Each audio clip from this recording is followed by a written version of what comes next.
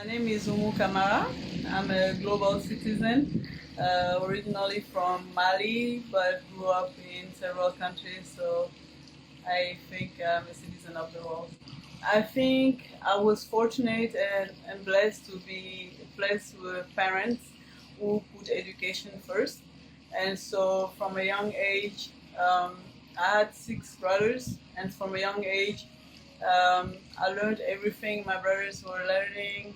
If they were going to do martial arts, I studied that at the age of 3. And so, in terms of education and standards, everything that was the goal for my brothers, I had to top that goal. So, in terms of if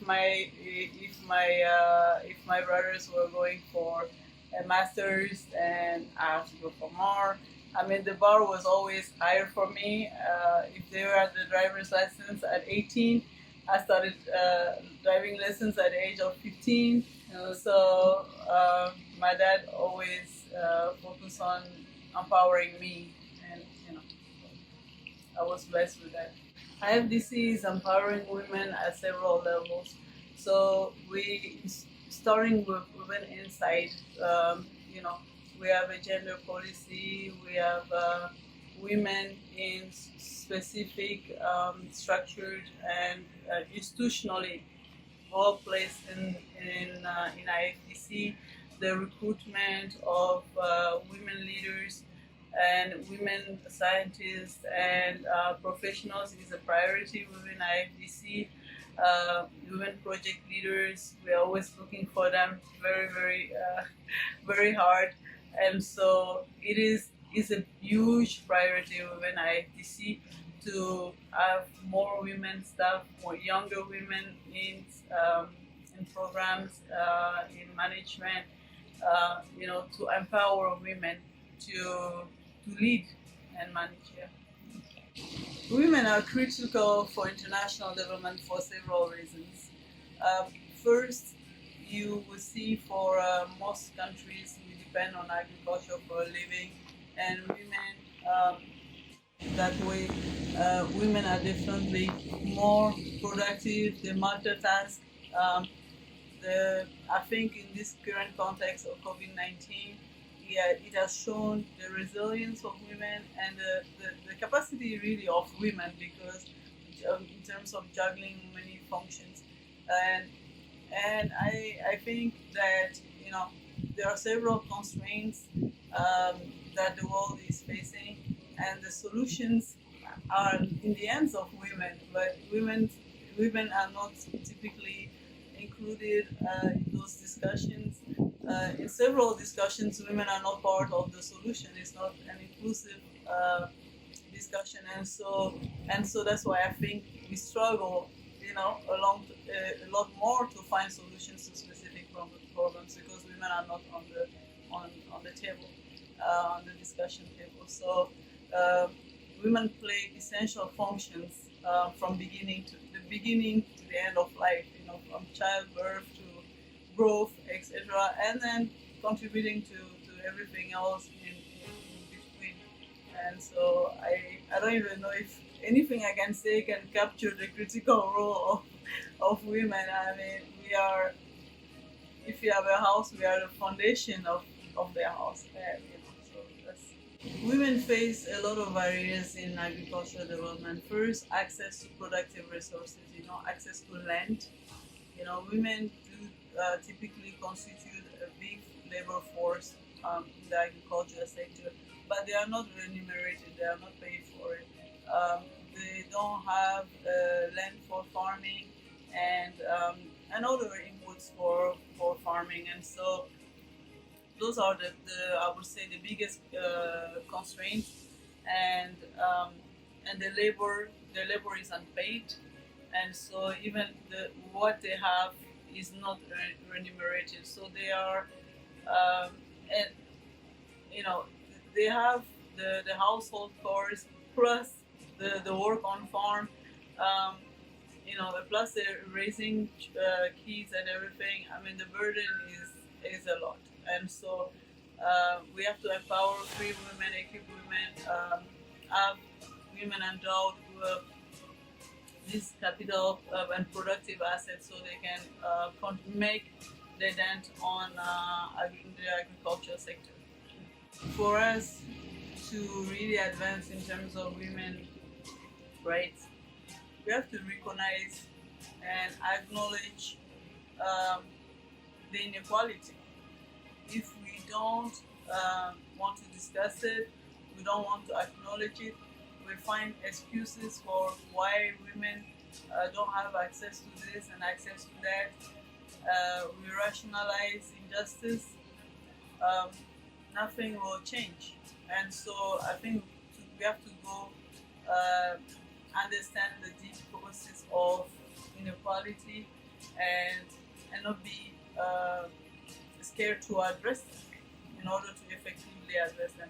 And then, when I say we have to go understand it, I don't say let's take a group of men doing the survey, you know, and because then it's biased from the get go, you know. So I mean, you have to have an inclusive group going, and it's for specific contexts, of specific sectors, specific even from village to village, understanding the situation of women, and then looking and working with women to find solutions. The role of men in that process is important because where does inequality stem from? You know, so men have to give um, they have to acknowledge, they have to acknowledge and they have to facilitate um, equality. And so, I mean, and it shouldn't be that big a deal because, all men have a mom, they have sisters, uh, so it shouldn't be a big case to make, when you think about it. But still, it is. Look at all that women are facing, and so men have a critical role to play in that process. They have to facilitate that process and then enable the transformation and the change to happen. Frankly, I think we shouldn't have just one day to celebrate Women's Day. You know, I'm not one of those who go make this outfit and get ready and walk around for. I think every day we have to fight for women's rights. Every minute, every second, every opportunity. You know, but I understand the day is there to bring awareness to the fact that the critical role that of women in society. But I think it shouldn't be a one day thing. It should be every minute of every second of every day we have to fight for women's rights and equality. I think there are so many goals, so many uh, objectives that we are trying to achieve. There is so much poverty, there is so much food insecurity, there is so much malnutrition, and I feel like we can get there faster with women in the driving seat. So I just think that women. I mean, just to give you an example, right?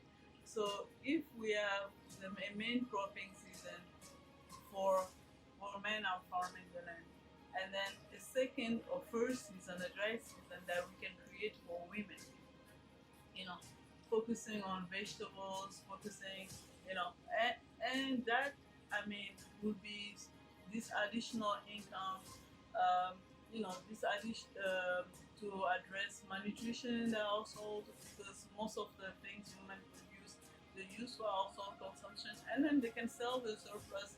And with the income they generate, send the kids to school, take care of their health. I mean, the multiplier effects are just huge. So we have to give more opportunities for women to thrive. And without that, achieving all these goals, reducing poverty, insecurity, malnutrition, it's just I would say even impossible to achieve. From my first days at IFDC to now, I have always seen that there were a lot of women at IFDC, but not women scientists. Back in the days, I was the first women scientist at headquarters, and then now we do have more. We have some scientists in Nairobi. I mean, so that's one thing that I can see. And then in terms of women in management positions, I I believe even in the past and up to now, women have had key roles in Women IFDC. At this specific time, for instance, we have two women program directors, two women directors, and um, and even the board. I mean, if we start at the board level, I believe half of the board members are women. I don't have the specific numbers, but there are many women on the board. And then higher management, senior management, women again, scientists, there are many women, project leaders. That one we can do better.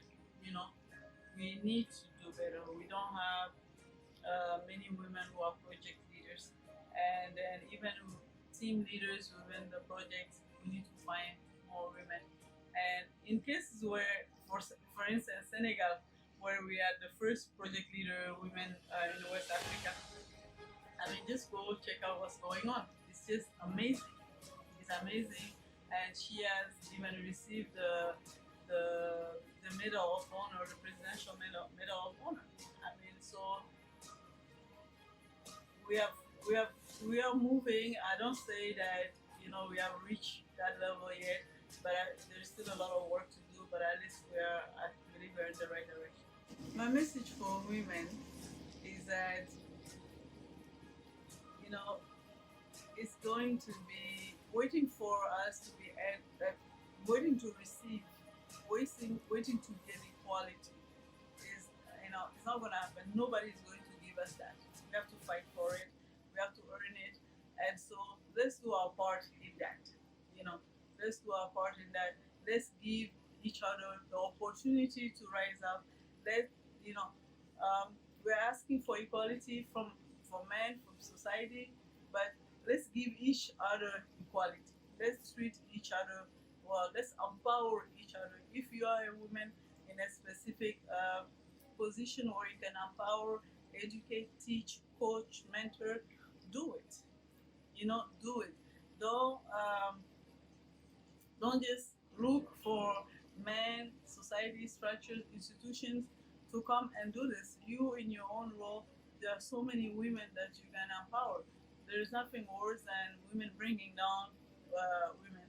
And so, my message here is for women. It's International Women's Day.